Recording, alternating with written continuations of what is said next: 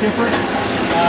Mellon Arena has 6 seating levels, this one has 2. So you have a lower bowl and an upper bowl with a suite level in the middle. Now there are a couple of things, we spent a lot of years going around looking at other arenas. Like with the Pirates and PNC Park, the only good thing about being last, we do a lot of research on what other people have done, what they think they've done well, what they maybe still would have done. But also you apply things to your own market. Just because one team does the work here, a couple of things that we did. You'll notice more when we get up there, the concourses are open. There are no walls all the way around. That was the concept we saw in Minnesota. An open concourse. In the concourse, you can see into the building. In the clubs, you can look out that way. So that's one element of this. As you see above the upper 3 poles, there's an upper concourse there too. We saw that in Phoenix. They did a really good job of using an upper concourse. So those fans have their own. In addition to these things being much wider for people, people aren't going to all go to one concourse. So it spreads things out and it's a much better fan experience for them. And actually, even the upper concourse, you can see the glass and some of the best views of the outside. You can see the suite level in the middle up there. They're working on right below there on the concourse over here in this end where you see the black front right now. Those are lounge boxes. It's kind of a new concept. A little bit between regular seats and actual suites. Columbus has those, does them very well. They're a company that only wants 4 or 8 seats. The suites are 12 to 16. They want 4 to 8 seats. There's still a product for that. Those are some really good seats. They get some service. Not quite to the suite luxury level, but still a nice. The boxes that are above the entrances. Yeah, but those are kind of a primitive version of the. Well, yeah, right. But that's the concept. So again, looking at all these other arenas, we tried to take some of the best concepts that they had and put them in this place. As you're here, you can see the scoreboard coming together. That's going to probably be the single thing that's most going to impact the layman fan when they walk into this arena, because the scoreboard at Mellon is a 1996 vintage. We never were able to really update it because the roof can't hold any more weight. So that's the biggest scoreboard we can put in there. So this obviously is several generations addition of technology. You see how big it is. Yeah, this is going to be hands down, because of the way the technology is, this will be the best looking display in the NHL, or none. It's going to be the most impressive display that's going to be anywhere in the NHL with us. So really going to be pleased with it. Weighs 70,000 pounds when they finally put it together. You obviously see the speaker clusters. We obviously have some sound issues at the old arena. If you count the speakers on 2 of these clusters, it's more than what we have at Mellon. And what's nice about this is the digital technology. We can pretty much pinpoint in a 10-foot area how we want to control the sound. At Mellon, we have a problem with a lot of proximity. If you sit in the blue seats in the Igloo clubs, your ears are bleeding. If you sit in the corner of C, you can't hear anything. Except Jeff, because you can hear him all the way up the hill this time. So, but it's really going to be just a much better AV feel in the building.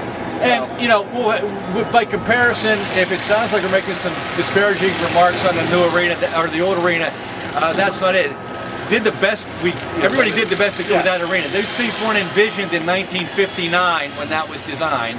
So it's amazing that the workers there were able to adapt that continually. They were able to use it for almost 50 years. But when we were talking about memories last night, and I'm one who pretty much grew up in that building, memories, are you going to be sad the building's torn down? No, I can't wait till it comes down. I heard you say that. If you've ever, the fan experience inside, you still have it. If you've ever tried to put on a 21st century event like the Stanley Cup Finals in an arena like Mellon Arena, you understand why I can't wait till it comes down. It's also for other events. It's NCAA basketball. They're just requirements now to serve as corporate clients, to service media that weren't envisioned. So we just can't do that as well in our physical space. And all that stuff. So we're going to have all those, that's all part of our research, so we're really excited to have that looks happen. Like the whole... Now we're going to ride in the scoreboard. Thank you. Then you get this countdown clock. Oh yeah.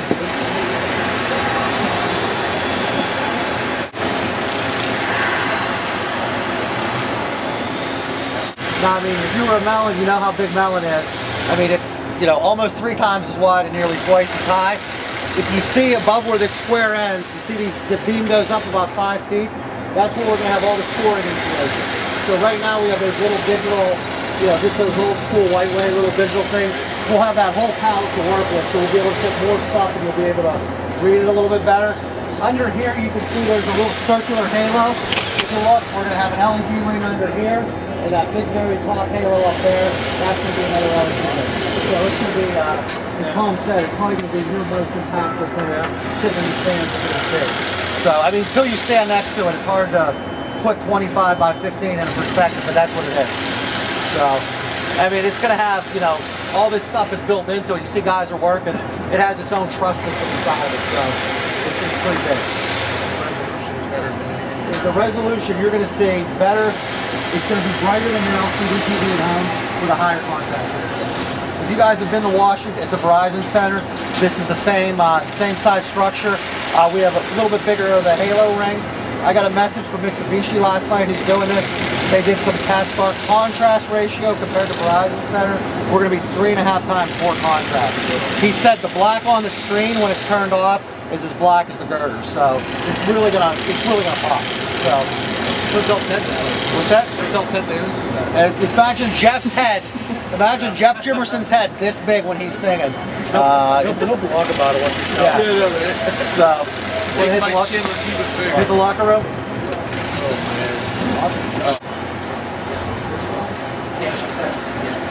You're down to 40.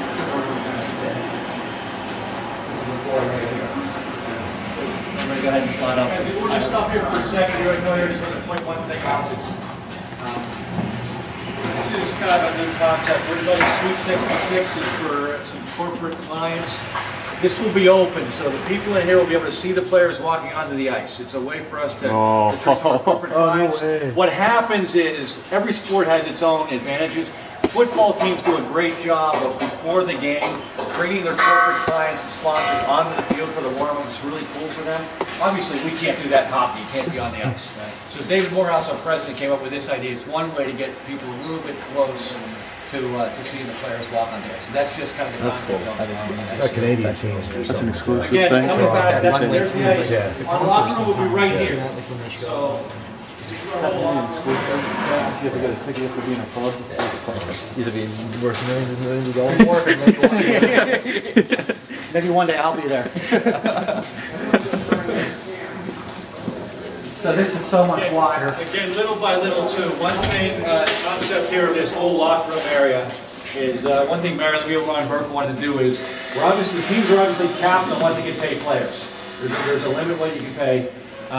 There's not a limit what you can do in your locker room. They just said, let's make our facilities as good as they possibly can be for players. From locker room to lounge to training to equipment. So that's been what we've attempted to achieve here. We'll go, again, for orientation, we'll go into the actual locker room first and then take you to some of the other areas. You've been in the locker room now, right? I have not been in the locker room now. These guys work with, this is the locker, show you the locker room. get you over there to play. There, you guys go in.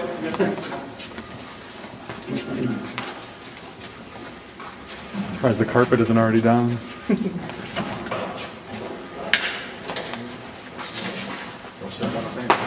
Yeah, I was just, We're going to be long in the area after they were shot.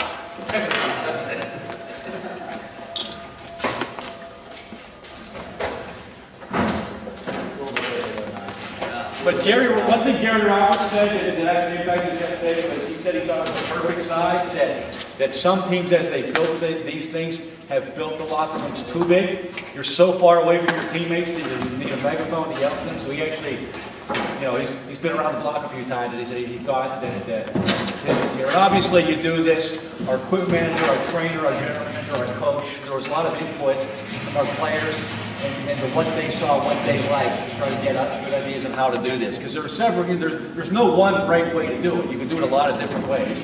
So we just, tried to take their advice and and there will be a big video board here so that you can have some coaching right in here, big penguin emblem on them. It spills out into the players' lounge, which is right now this very open area back here. Christian bar.